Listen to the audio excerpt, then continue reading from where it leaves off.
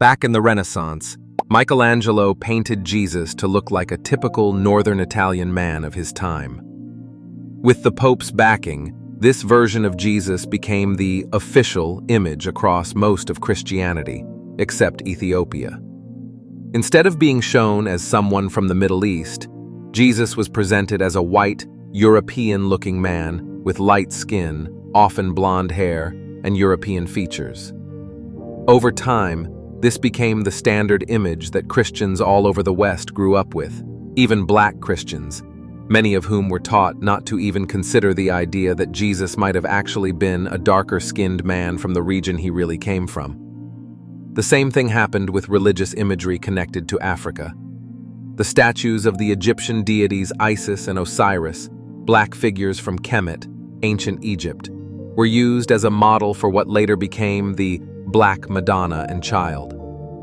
But while Mary and Jesus were originally depicted with dark skin, European Christianity gradually repainted them as white. You can still find some of the older Black Madonna statues in Europe, including in St. Peter's in Rome, but the popular image eventually turned Mary into a pale European woman and Jesus into a blonde, blue-eyed man. This erasing of blackness wasn't limited to Christian imagery. History often downplays or erases the fact that many of the Moors who conquered and ruled parts of Spain, Portugal, and southern France in the 700s were actually black Africans, not just Arabs.